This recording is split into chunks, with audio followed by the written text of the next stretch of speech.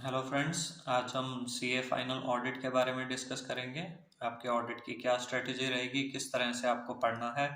देखो, मैं आपको सबसे पहले एक चीज़ बता दूं, ना तो मेरी ऑडिट में कोई एग्जम्पशन थी, ना मैं कोई रैंक होल्डर हूं। बट हाँ, इतना ज़रूर है कि मेरा ऑडिट थर्ड टाइम में क्लियर हुआ था। लाइक ग्रुप वन मेरा थर्ड अटेम्प्ट में क्लियर हुआ, ग्रुप टू मेरा ऑल्दो फर्स्ट अटेम्प्ट में ही क्लियर हो गया था। बट ग्रुप वन में 3 अटेम्प्ट इसलिए लगे बिकॉज ऑडिट रोक रहा था 2 बार। और ऑडिट फर्स्ट टाइम भी मेरा ऑडिट की वजह से रुका, तब भी मेरे मार्क्स 190s में थे। सेकंड टाइम भी ऑडिट में मेरे 30 की लाइन में ही मार्क्स थे और ओवरऑल मेरे 190s में ही मार्क्स थे। तो इसलिए मैं आपको बता दूं कि मैं आपको जो टिप्स और ट्रिक्स बताऊंगा ना, उनसे एटलीस्ट इतना ज़रूर है कि आप एक 40 मार्क्स ज़रूर स्कोर कर सकते हैं। बिकॉज बहुत सारे बच्चों का ना ऑडिट 40 तक ही नहीं पहुंच पाता है, तो उनकी बहुत कंप्लेंट रहती है। अब मेरी वीडियो रैंक होल्डर्स के लिए तो नहीं है, लेकिन हाँ, जितना मैंने अपना एक्सपीरियंस लिया है, मैं उससे आपको ये सारी चीज़ें ज़रूर शेयर कर सकता हूँ कि किस तरह से आप ऑडिट में एटलीस्ट पास हो सकते हैं। तो जो ट्रिक्स मैंने अप्लाई करी, बिकॉज मेरे 31 33 इस तरह से मार्क्स आए थे स्टार्टिंग में 2 बार। तो इसलिए मैं आपको जिस वे में बताऊंगा, आई थिंक वो आपके लिए बहुत बेनिफिशियल रहने वाला है। क्योंकि आप में से काफ़ी के अभी ऐसा होगा कि काफ़ी स्टूडेंट्स के अभी तक और अटेम्प्ट लग चुके होंगे, तो उनको बहुत अच्छे से पता होगा कि 40 मार्क्स लाना काफ़ी डिफिकल्ट हो जाता है। तो इसलिए आई थिंक आपके लिए ये वीडियो बहुत यूजफुल रहने वाली है। मेरे जो भी एक्सपीरियंस रहे 2 अटेम्प्ट के, तो मैंने उनसे जैसे भी सीखा, मैं आपको ओवरऑल सारा क्रक्स में अपनी हर चीज़ को लेकर, चाहे चैप्टर्स की वीडियोस हैं, चाहे किसी चैप्टर को किस तरह से प्रिपेयर करना है, एमसीक्यूज के बारे में किस तरह की मैंने स्ट्रेटेजी अप्लाई करी थी, मतलब वो क्या मैंने चेंजेस करे जिससे मैं 2 बार ऑडिट में ही फेल हो रहा था और फिर नेक्स्ट टाइम में मैं ऑडिट में क्लियर कर गया। तो ये सब कुछ मैं आपको इस वीडियो में बताऊंगा। और मैं आपको सबसे पहले बता देता हूँ इस वीडियो में मेनली आपका क्या क्या कंटेंट रहने वाला है जो मैं कवर करूंगा। लाइक आपको बेसिक पॉइंट्स पहले बता देता हूँ। उसमें एक तो रहेगा कि मैंने मटेरियल कौन सा यूज़ किया था ऑडिट के लिए। उसके अलावा रहेगा कि मैंने यूट्यूब वीडियोस कौन कौन से टीचर की रेफर करी हैं। एमसीक्यूज के बारे में मैं आपको डिटेल में बताऊंगा। आपको रिवीजन के बारे में मैं बताऊंगा। उसके अलावा मैं आपको एमटीपी आरटीपी के रिगार्डिंग गाइड करूंगा, किस तरह से चैप्टर्स को ऑलमोस्ट फिनिश करना है या कौन सा चैप्टर स्किप करना है, मैं आपको वो चीज़ बताऊंगा। रिटर्न प्रैक्टिस आपको कैसे करनी है, कितनी करनी है, वो मैं बताऊंगा। एबीसी एनालिसिस के रिगार्डिंग मैं आपको गाइड करूंगा, कुछ अमेंडमेंट्स के रिगार्डिंग बताऊंगा। कुछ एग्जाम टिप्स मैं आपको ऐसे दूंगा जिससे आपका एग्जाम के उस 3 आवर्स में बहुत टाइम सेव होगा। और लाइक आपको एमसीक्यूज भी करने होते हैं उसी 3 आवर्स के अंदर अंदर, तो मैं आपको वो टेक्निक बताऊंगा जिससे आप बहुत ज़्यादा टाइम सेव कर सकते हैं और आपका पेपर बहुत जल्दी फिनिश हो जाएगा। उसके बाद मैं आपको रिवीजन स्ट्रेटेजी बताऊंगा आपके 1.5 डेज की। और हाँ, मैं एक चीज़ आपको बता दूं कि जनरली कोई चैप्टर्स के बीच में कोई लिंकेज नहीं है। तो ये सब चीज़ें रहेंगी जो मैं आपको अभी फोकस करूंगा। उन सारे पॉइंट्स पे मैं आपको अच्छे से इलेबोरेट करता हूँ। तो हम स्टार्ट करते हैं। हाँ जी गाइस, हम स्टार्ट करने जा रहे हैं फिर से। तो आप अपना पेन पेपर लेके बैठें ताकि जो भी चीज़ आपको बढ़िया लगे वो आप सारी नोट करते जाएं साथ साथ। और हम सबसे पहले जो स्टार्ट कर रहे हैं वो मैं आपको बता देता हूँ कि मैंने मटेरियल कौन सा यूज़ किया था। जो मैंने मटेरियल यूज़ किया था उसमें एक तो आपका है पंकज गर्ग के समरी चार्ट्स यूज़ किए थे, और मैंने पंकज गर्ग सर का स्कैनर यूज़ किया था। बाकी आप कहीं और से पढ़ रहे हैं वो आपका कॉल है। मैंने जिस चीज़ के बारे में करा है मैं आपको उसी चीज़ के बारे में बेस्ट बता पाऊंगा।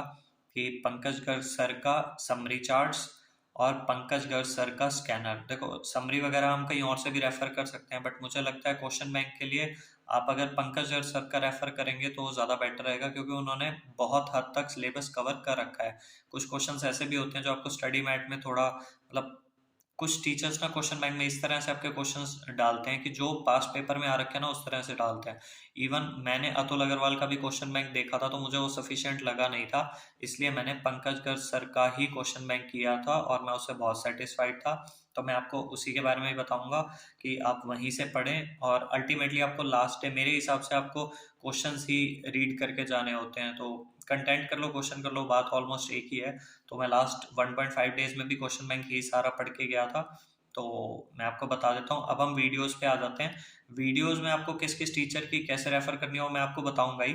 हम एक बार ना चैप्टर के थ्रू स्टार्ट कर लेते हैं कि ऑडिट में कौन से टॉपिक्स है, फिर मैं उसी टॉपिक से रिलेटेड आपको बताता जाऊंगा साथ साथ। जैसे हम सबसे पहला चैप्टर स्टार्ट करते हैं, एसेज आते हैं ऑडिट में। मैं आपको एसेज के बारे में एक इंपॉर्टेंट टिप दे दूं। एसेज का ऐसा रहता है, एसेज पेपर में तो आते हैं ऑलमोस्ट अराउंड 30 मार्क्स, राइट। लेकिन एसेज में आपको 30 में से 3 नंबर 10% मार्क्स भी आपको लाने ना मुश्किल हो जाते हैं कई बार, क्योंकि अगर एसेस के क्वेश्चन डायरेक्ट नहीं होते ना, तो मोस्ट ऑफ द टाइम्स वो हमारे क्वेश्चंस गलती होते हैं वहाँ पे, हमें लगता है ये ऐसे लगेगा लेकिन अल्टीमेटली कोई दूसरा लग रहा होता है। मतलब जो भी रिक्वायरमेंट रहती है अल्टीमेटली अगर सेम क्वेश्चन नहीं आया ना जो हमने पढ़ रखा है तो वहाँ पे बहुत डिफिकल्ट होने वाला है एसेज में मार्क्स स्कोर करना। और मेरे साथ मेनली यही इशू था, और मैंने जब भी पेपर भी निकलवा के देखा तो सबसे बड़ी प्रॉब्लम यही थी कि वहाँ पे 2-3 नंबर ऐसे मिले हुए थे टोटल एसेज में मिला के 30 मार्क्स में से। तो इसलिए मैं आपको अल्टीमेटली ये चीज़ बोलूँगा कि आप एसेज पढ़ें, अच्छे से पढ़ें, लेकिन जो आपका लास्ट 1.5 डे है या मतलब इस तरह से प्रिपेयर करना है कि एसेस को ना अपनी रिवीजन में थोड़ा पीछे ही रखें, कि एसेस अगर थोड़ा बहुत इधर उधर हो भी जाते हैं आपकी तैयारी में तो कोई फर्क ना हो। ये मत सोचें कि एसेस 30 मार्क्स का आ रहा है तो मतलब हम उसमें से स्कोर कर ही लेंगे। ये स्ट्रेटेजी तो जस्ट लाइक और उसमें लॉ में डायरेक्टर्स की तरह होगी कि डायरेक्टर्स भी टीचर्स बोलते हैं वो आता है 25-30 मार्क्स का, और अल्टीमेटली पेपर में जाके क्या होता है कि वो डायरेक्टर के क्वेश्चन वहाँ पे लॉ में इतने गंदे दे रखे होते हैं कि उसमें स्कोर करना आपके लिए मुश्किल हो जाता है। तो सेम वे आप ऑडिट में भी यहाँ पे आप जब स्टैंडर्ड्स करेंगे तो उस पर इतना ज़्यादा फोकस मत दें, ठीक है, जो जितने आपको समझ में आ रहे हैं उतना आप कीजिए। और हाँ, मैं आपको बता देता हूँ स्टैंडर्ड्स के बारे में आपको कहाँ से करना है। आपको स्टैंडर्ड्स के लिए यूट्यूब पे सीए ज्योति गर्ग एक मैम है, सीए ज्योति गर्ग, आपको उनकी वीडियोस देखनी है, मेरे हिसाब से वो बेस्ट रहेंगी। उन्होंने हर एक स्टैंडर्ड पे एक सेपरेट वीडियो बना रखी है, around 15 minutes on an average उन्होंने हर स्टैंडर्ड के लिए एक सेपरेट वीडियो बनाई हुई है, और वो उसमें सारा अच्छे से समझा देती है। तो मुझे लगता है आप उनकी वीडियोस देखिए, एसेस में आपके लिए बहुत बेनिफिशियल रहेगा। और उसके अलावा आई थिंक अगर आप एसेज के जो पॉइंट्स हैं उनके निमोनिक्स तो आपको अच्छे से बनाने पड़ेंगे, क्योंकि आपने पढ़े होंगे तो आपको पता होंगे बहुत सारे उसमें पॉइंट्स आते हैं, बहुत निमोनिक्स बनते हैं एसेज में। तो अगर आप थोड़ा लिख के उनकी प्रैक्टिस कर लेंगे तो आई थिंक ज़्यादा बेटर रहेगा। ये हो गया आपका फर्स्ट चीज़ एसेज के बारे में। हाँ जी, उसके बाद हमारे चैप्टर्स आगे एक है audit planning strategy and execution, एक आपका चैप्टर है risk assessment and internal control. ये दो चैप्टर्स मुझे लगता है करने बहुत बेनिफिशियल रहते हैं। कई बार बच्चे इन चैप्टर्स को छोड़ जाते हैं, लेकिन मैंने पर्सनली ये चैप्टर्स किए थे और बहुत ज़्यादा बेनिफिट इनका एसेज में मिलता है, क्योंकि आप इनके नाम से ही आपको पता चल रहा होगा audit planning risk assessment internal control, ये सारे एसेज से रिलेटेड चैप्टर्स हैं। तो आप अगर इनको कर लेंगे तो बेनिफिशियल रहेगा। मैंने पर्सनली जब किया था तो मैंने हर्षद जाजू सर की वीडियो से ये दो चैप्टर्स कर लिए थे। आपको कहीं और से बेटर लगे आप वहाँ से भी कर सकते हैं, बट अल्टीमेटली आप इन चैप्टर्स को पहले कर लेंगे ना तो आपको फिर स्टैंडर्ड्स पढ़ने में भी ईजी रहेगा, और इन चैप्टर्स में से डायरेक्ट क्वेश्चन आ जाता है, तो इसलिए आप ये चैप्टर जरूर करें। उसके बाद आ जाता है आपका automated environment, one of the most important chapter, छोटा चैप्टर भी है और 4 मार्क्स का क्वेश्चन मोस्ट प्रोबेबली ऑलमोस्ट हर अटेम्प्ट में आपका आता है। तो ऑटोमेटेड एनवायरनमेंट के लिए आप वीडियोस के लिए या तो शुभम केसवानी हैं उनकी वीडियोस फॉलो कर सकते हैं, या फिर आपको कोई भी और अगर अदर टीचर की देखनी हो, अल्टीमेटली आपको चैप्टर करना ही है, ये one of the most important और स्कोरिंग चैप्टर्स में से है, ठीक है। उसके बाद आपका आ गया नेक्स्ट चैप्टर आ गया आपका कंपनी ऑडिट। कंपनी ऑडिट के लिए पर्सनली मैंने वीडियो जो देखी थी वो CS सनिध्य सराफ की सर की देखी थी। तो सनिध्य सराफ सर ने कंपनी ऑडिट की कंपनी ऑडिट मैराथन के नाम से भी एक ऑलमोस्ट 1 आवर की बहुत अच्छी वीडियो बना रखी है, और आप देखेंगे कंपनी अकाउंट्स, कंपनी ऑडिट, इन चीज़ों पे सर की वीडियोस भी मिल जाएंगी। और हाँ, मैं एक चीज़ आपको बता दूं, सनिध्य सराफ सर जो हैं उनका टेलीग्राम पे चैनल है, उसमें उन्होंने ऑडिट की ऑडियोज डाल रखी हैं, तो वो मुझे ऑडियोज भी बहुत बेनिफिशियल रही थी, तो मैंने सोचा आपको भी साथ में ही बता दूं। उसके अलावा हमारा नेक्स्ट चैप्टर आ गया audit committee and corporate governance. ये भी one of the most important chapter है, ये हर अटेम्प्ट में क्वेश्चन इसका आना ही आना है, कंपलसरी फिक्स क्वेश्चन आता है। आपको रिवाइज करना हो आप CA शुभम केसवानी से भी कर सकते हैं, और कहीं से आपको बेटर लगे आप सनिध्य सराफ सर का भी देख सकते हैं, जैसे आपको ठीक लगे, बट ये चैप्टर तो कंपलसरी आता ही है पेपर में। नेक्स्ट चैप्टर आ गया आपका CFS कंसोलिडेटेड फाइनेंशियल स्टेटमेंट्स। इस चैप्टर में आप क्वेश्चंस पे ज़्यादा फोकस करेंगे तो भी इनफ रहेगा, वैसे बाकी आपको कंटेंट करना है, तो मैंने तो इसका कंटेंट भी समरी चार्ट से ही कर लिया था जो पंकज गर्ग सर के थे। उसके बाद आपका आ गया audit of bank, insurance, NBFC, PSUs। ये जो बैंकिंग सेक्टर के ये जो 4 आपके चैप्टर्स हैं, बैंक हो गया, इंश्योरेंस, NBFC और PSUs, इन 4 में से तो कोई भी आपको चैप्टर, इन सब में से जो अभी तक मैं चैप्टर बताया आपको इनमें से कुछ भी स्किप नहीं करना है, ये सारे चैप्टर्स करने हैं। बैंकिंग, इंश्योरेंस, NBFC, PSU, ये जो 4 चैप्टर हैं आपके, इनको आप चेक कर लीजिएगा यूट्यूब पे कौन से टीचर की बढ़िया वीडियोस हैं, और जहां तक वीडियोस की बात है तो सीए शुभम केसवानी की आपको जितनी मैक्सिमम वीडियोस मिल रही है आपको सारी करनी है। वो बहुत ही लिमिटेड अमाउंट ऑफ टाइम लेकर हर चैप्टर पे काफ़ी अच्छी वीडियोस बनाते हैं, तो आप वहां से इनको रेफर कर लीजिए। और इनके क्वेश्चन बैंक से क्वेश्चन भी आपको अच्छे से करने हैं सारे। एक चैप्टर आ गया आपका tax audit, like fiscal audit. ये चैप्टर देखो मेरे को ऐसा लगा था पर्सनली, मैं इसके क्वेश्चंस रिव्यू करता आ रहा था पिछले पेपर से, तो मुझे क्वेश्चंस अटेम्प्ट करने में थोड़ा दिक्कत रहती थी कि हर बार ना एक ऐसा नया क्वेश्चन बन के आता था जो कि क्वेश्चन बैंक में नहीं होता था, आई मीन पंकज यार सर के स्कैनर में मुझे नहीं दिखता था, तो वो नेक्स्ट टाइम उसे ऐड कर देते थे। तो मैं पर्सनली ये चैप्टर स्किप करके गया था, बट आपको करना हो तो आप कर भी सकते हैं इसको। और इस पे आपको जोन सी वीडियोस आपको जिस टीचर की अच्छी लगे आप वहां से रेफर कर लीजिएगा यूट्यूब से। उसके बाद आपका एक चैप्टर आ गया लाइबिलिटीज ऑफ ऑडिटर। आप इसका चाहे तो कंटेंट पढ़ सकते हैं, इसकी जो आपको वीडियो बेटर लगे आप यूट्यूब से वहां से देख लीजिए, और क्वेश्चन बैंक से क्वेश्चन कर लेंगे तो भी इनफ रहेगा। उसके बाद आपके 3 चैप्टर्स आते हैं। एक ये ना, मतलब मैंने पर्सनली इन 3 चैप्टर्स का एक ग्रुप बना रखा था, जिसमें आपका है एक peer review, quality review. Peer review तो अभी रिसेंटली अमेंडमेंट भी हुई थी इसमें। उसके बाद आपका एक चैप्टर आ गया internal management operational audit, due diligence investigation forensic audit. ये जो आपके चैप्टर्स है ना, इंटरनल मैनेजमेंट ऑपरेशनल ऑडिट और due diligence investigation forensic audit, इनमें से ना रिसेंटली एक एक क्वेश्चन आ रहा है दोनों चैप्टर्स में से, मतलब 2 क्वेश्चंस ओवरऑल आ रहे हैं इनसे, तो ये काफी स्कोरिंग हो जाते हैं। इन चैप्टर्स में एक दिक्कत है कि इनके नाम में ही ना इनके 3-3 चैप्टर्स हैं, मतलब 3 पार्ट्स में डिवाइडेड है एक पूरा चैप्टर। जैसे इंटरनल ऑडिट अलग है, मैनेजमेंट ऑडिट अलग है, ऑपरेशनल ऑडिट अलग है। इन 3 को मिला के इन्होंने एक चैप्टर बना रखा है, बट तीनों के क्वेश्चन सेपरेटली हैं, मतलब तीनों अलग अलग टॉपिक्स हो गए। तो आप क्या करना, आप इन चैप्टर्स को पहले से स्टार्ट करना, मतलब पहले से आप इन चैप्टर्स को रिवाइज करना स्टार्ट कर दें। इनको पहले से ही अच्छे से समझ लें, इनके निमोनिक्स वगैरह बना के पहले से ही आप इनको तैयार रखें।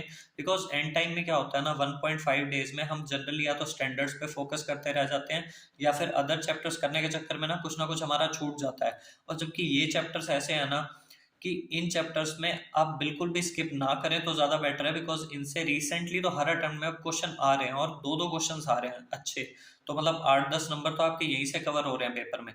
तो अगर आपको पेपर में एग्जाम्शन लेनी है तो आपको इन 2 चैप्टर्स को बहुत अच्छे से करना पड़ेगा। इन्हें सबसे पहले ही प्रिपेयर करना स्टार्ट करें, इनके निमोनिक्स बनाना स्टार्ट करें, इनके पॉइंट्स आप अच्छे से याद करें।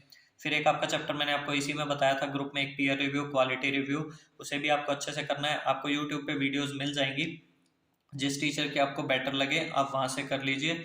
और उसके बाद आपका आ गया प्रोफेशनल एथिक्स। मेन ये जो चैप्टर है ना प्रोफेशनल एथिक्स, ये सबसे ज्यादा स्कोरिंग चैप्टर है ऑडिट का, और ये 3 to 4 क्वेश्चंस इसके आते ही आते हैं, अराउंड 16 मार्क्स ये कवर करता है मिनिमम। ठीक है, तो इसमें एक तो प्रोफेशनल एथिक्स में एक आपका क्लॉजेस वाला पार्ट हो गया, एक उससे पहले भी कुछ सेक्शंस दिए हुए हैं इसमें।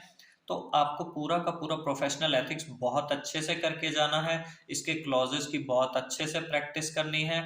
और मैं आपको एक चीज बता दूं, आपको क्लॉजेस से रिलेटेड, मतलब प्रोफेशनल एथिक्स के चैप्टर से रिलेटेड जितने आपको एमसीक्यूज मिलते, एमसीक्यूज कह रहा हूँ सॉरी, प्रोफेशनल एथिक्स चैप्टर के जितने आपको इससे रिलेटेड क्लॉजेस पे क्वेश्चन मिलते हैं, लाइक आईसीआई की आरटीपी हो गई, एमटीपी हो गई, जहां पर भी जितना भी मटेरियल, जो भी क्लॉजेस आपको मिल रहे हैं ना प्रोफेशनल एथिक्स के क्वेश्चंस, जहां भी आपको वो सारे के सारे करने हैं, आपको एक भी क्वेश्चन स्किप नहीं करना। क्योंकि जनरली ऐसा होता है, ये एक ऐसा एरिया है ना जिसमें आप डायरेक्टली पेपर में स्कोर कर सकते हैं मार्क्स बहुत अच्छे। और अगर आपके यहाँ से ही 16 में से 16 नंबर आ जाते हैं, या आप 12 नंबर स्कोर कर लेते हैं, तो आपके वहां पे ऑडिट में 40 to 50 मार्क्स लाने के चांसेस बहुत ज्यादा इंक्रीज हो जाते हैं। तो इसलिए इस चैप्टर को बिल्कुल आपको ध्यान में रखना है, और बहुत अच्छे से प्रिपेयर करना है आपको इसे। हाँ जी गाइस, तो चैप्टर वाइज मैंने आपको चीज़ें बताई। अब उसके बाद मैं आपको कुछ बहुत यूनिक और बहुत ही इंटरेस्टिंग कुछ टिप्स बता देता हूँ जिससे आपके अच्छे मार्क्स स्कोर हो सकते हैं। एक तो मैं आपको चीज़ बता दूं कि आपको आईसीआई के स्टडी मैट से आप या तो कर लें, कीवर्ड्स होते हैं ना आपके जो हाईलाइटेड कीवर्ड्स होते हैं, मतलब आईसीआई को अल्टीमेटली उनके आंसर्स में कीवर्ड्स बहुत मैटर करते हैं। तो आप चाहे अतुल अग्रवाल की वीडियोस देख लीजिए, उसने कीवर्ड्स करवा रखे हैं, आप वहां से नोट कर लें, स्टडी मैट से मार्क कर लें, जिस भी तरह से। तो आप अतुल अग्रवाल की भी वीडियोस ऑडिट के लिए फॉलो कर सकते हैं, वहां से आप कीवर्ड्स देख लेंगे, आपको बेनिफिशियल रहेगा।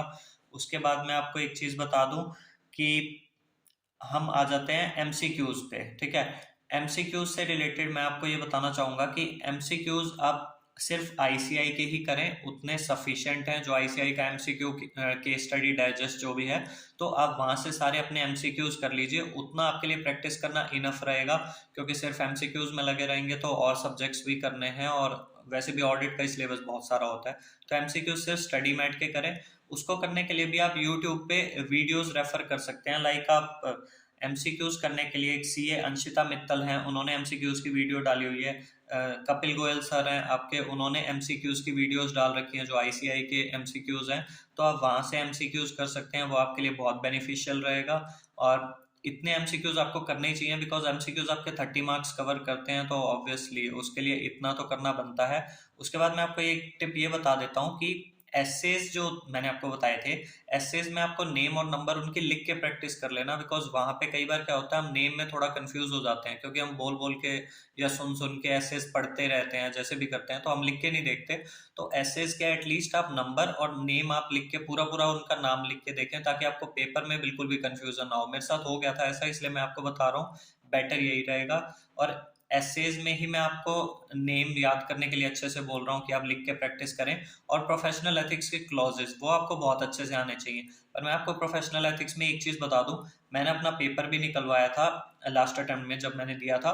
तो प्रोफेशनल एथिक्स में क्या है कि एक आधे केस में ना आपका ऐसा हो जाता है कि आप बहुत ज्यादा कंफ्यूज्ड हैं क्लॉजेस में, तो आप वहां पे क्लॉज मत लिख के आए, वो ज्यादा बेटर रहेगा। आप बस एक काम करें, प्रोफेशनल एथिक्स का आप जब भी क्वेश्चन करते हैं, मैं आपको पर्सनली यही सजेस्ट करूंगा, मैंने ये चीज सनिध्या सराफ सर से सीखी थी, उन्होंने ये बताया था कि आप प्रोफेशनल एथिक्स के क्वेश्चन में प्रोविजन, मतलब सबसे पहले आप बेसिस देख लीजिए, जो मतलब केस स्टडी लिख के आपको 3-4 ना पॉइंट्स में बाइफर्केशन करनी है बेसिकली। तो जो प्रोफेशनल एथिक्स का क्वेश्चन होगा उसके आंसर में आपको सबसे पहले तो जो केस लॉ, मतलब जो ऊपर की केस स्टडी है उसका क्रक्स में लिख लो, उसके बाद आप वहां पे प्रोविजन लिख दो, उसके बाद उसका कंक्लूजन लिख दो। मतलब ऐसे 3-4 पार्ट्स में आपको आंसर को डिवाइड करना है। और खासकर मैंने ये चीज प्रोफेशनल एथिक्स के क्वेश्चन में करी थी कि आपका जो क्वेश्चन है, केस स्टडी है, वो आपको क्या बोल रही है, उसमें क्या क्या मेन मेन पॉइंट्स हैं, उसके बाद आपका प्रोविजन क्या कहता है, उसके बाद केस स्टडी और प्रोविजन को कंक्लूड करके मतलब मेनली उसका कंक्लूजन क्या है। तो उस वे में मैं आपको बस ये बताना चाह रहा हूँ कि प्रोफेशनल एथिक्स के क्वेश्चन को आपको 3 to 4 पैराज में ब्रेक करना है, और अच्छे से हेडिंग दे के लिखना है कि ये मैं प्रोविजन बता रहा हूँ, ये केस स्टडी बता रहा हूँ, ये मैं उसका कंक्लूजन बता रहा हूँ, ठीक है।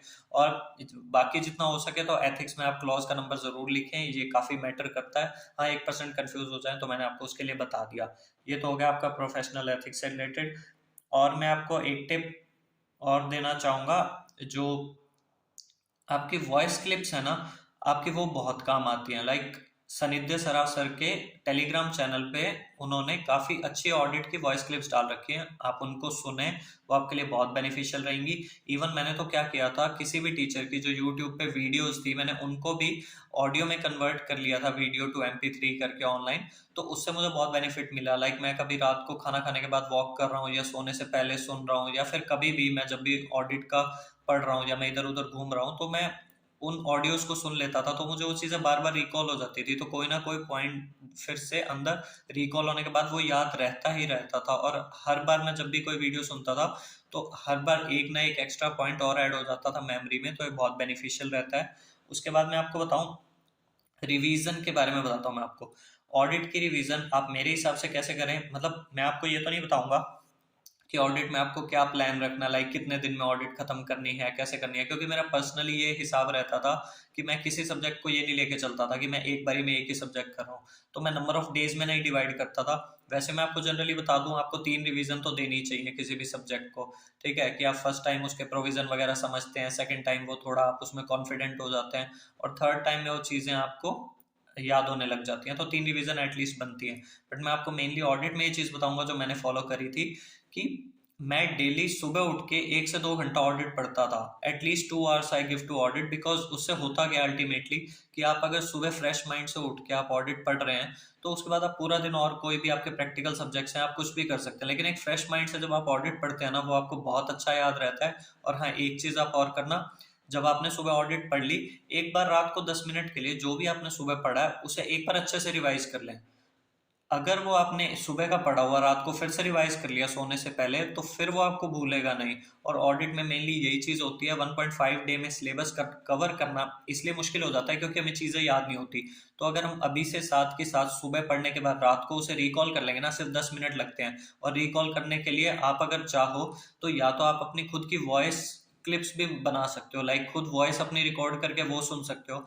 नहीं तो आपको लगे कि नहीं खुद की वॉइस नहीं सुननी है, तो आप किसी टीचर की ऑडियो सुन लो, बट आप सुनो जरूर। मतलब जो भी चीज आपने दिन में पढ़ी है ना मॉर्निंग में, उस चीज को आपको रात को रिवाइज जरूर करना है। उससे मैं आपको गारंटी दे रहा हूँ आपके 50 मार्क्स तो ऑडिट में कहीं नहीं जा रहे। और बाकी तो देखो आपके लिखने पे होता है, ऑलमोस्ट हर बच्चा सेम ही सिलेबस पढ़ के जाता है, बट आपके लिखने पे डिपेंड करता है आप किस तरह से प्रेजेंट कर रहे हैं।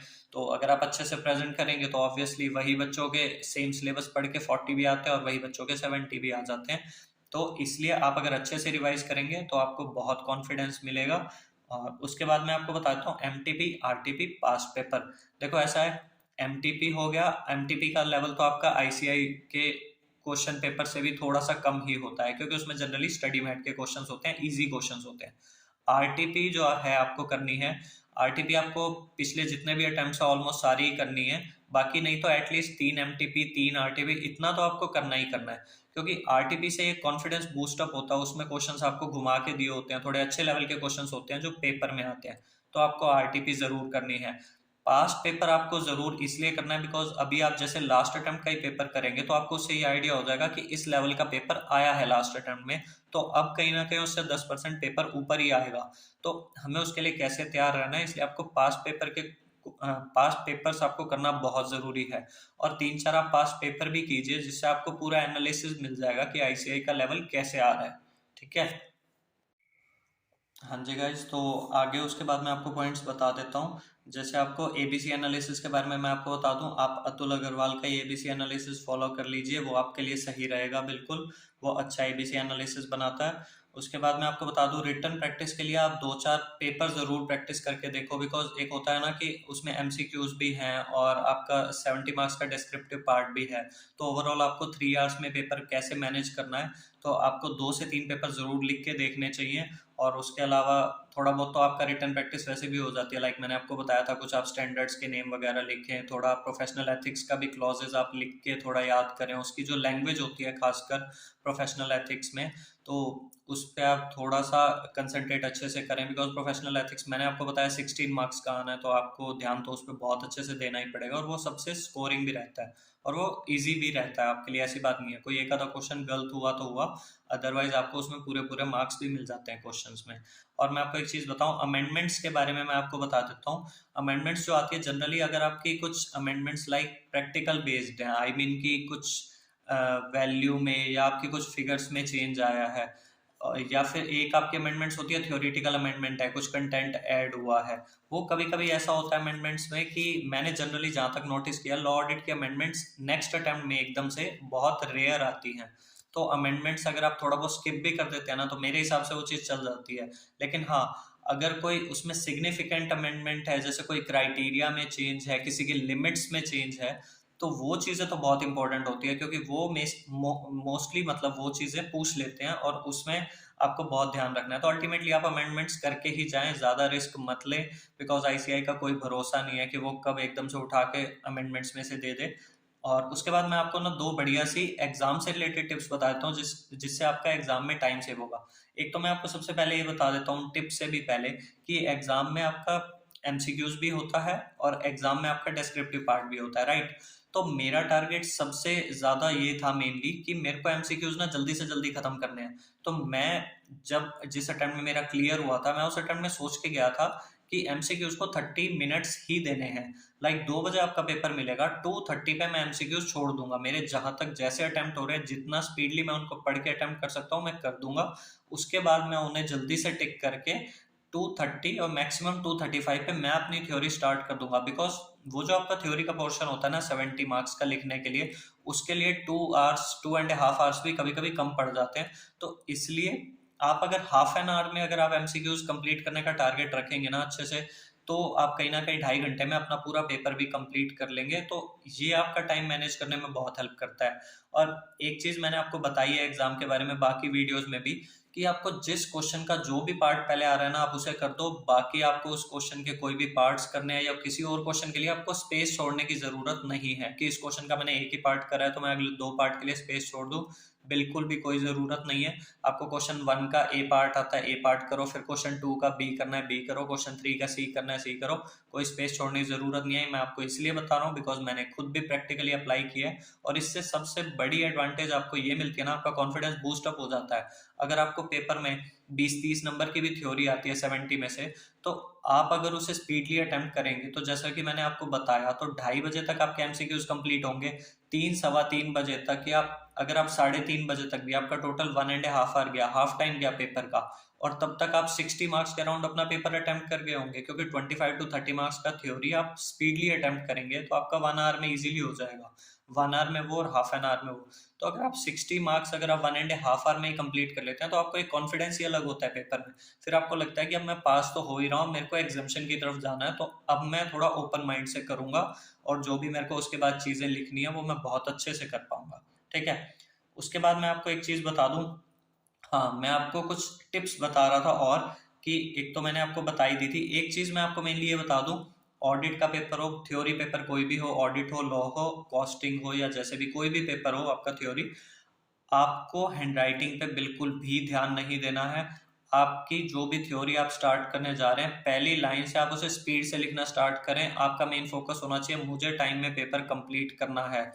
आप हैंडराइटिंग अगर थोड़ी बहुत आपकी इधर उधर भी होगी, बहुत इजीली चल जाता है। मैंने अच्छे अच्छों की नोटबुक्स देखी हैं, इवन कुछ के 70s और 80s में भी मार्क्स थे ऑडिट में, लेकिन स्टिल उसके बाद भी उनकी हैंडराइटिंग ऐसी थी ना कि मतलब आपको लगता है कि आप इससे बेहतर तो लिख ही लेंगे।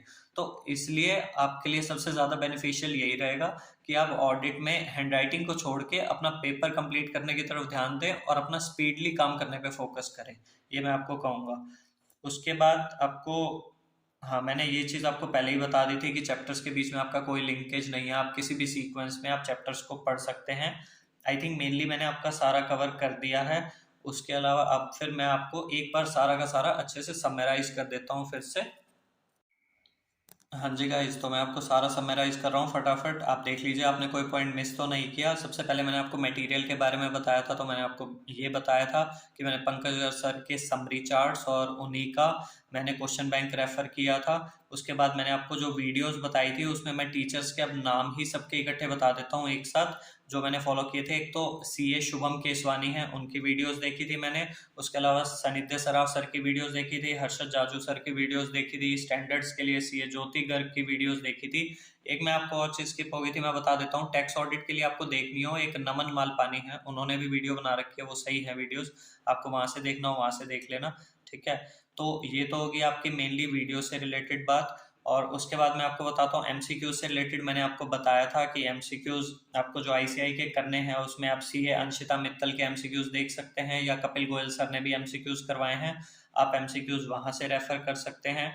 उसके बाद मैंने आपको बताया था कि आपको ऑडिट के लिए वॉइस क्लिप्स बना के, या तो आप खुद की बना लीजिए या फिर जो टीचर्स की वॉइस क्लिप्स हैं वो सुन लीजिए। सनिध्य सराफ सर का टेलीग्राम चैनल है, उस पर आपको वॉइस क्लिप्स मिल जाएंगी। आप YouTube की वीडियोस को ऑडियो में कन्वर्ट कर ले, वहां से आप वॉइस क्लिप्स बना के सुने। रिवीजन के लिए मैंने आपको बता ही दिया था, एटलीस्ट आपको 3 रिवीजन करनी है, और आप ऐसे मॉर्निंग में पढ़ने के बाद उसे ही रात को रिवाइज कर लें, वो आपके लिए बहुत बेनिफिशियल रहेगा। एमटीपी आरटीपी पास पेपर आपको करने ही करने हैं, मैंने आपको बहुत अच्छे से बताया आपको क्यों करने हैं, इनको आप स्किप नहीं कर सकते।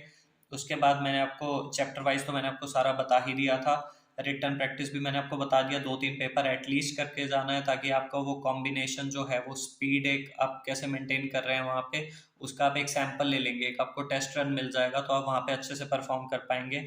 उसके बाद मैंने आपको एबीसी एनालिसिस बता दिया, आप अतुल अग्रवाल का ही फॉलो कीजिए। अमेंडमेंट्स पे भी आपको ध्यान देना है।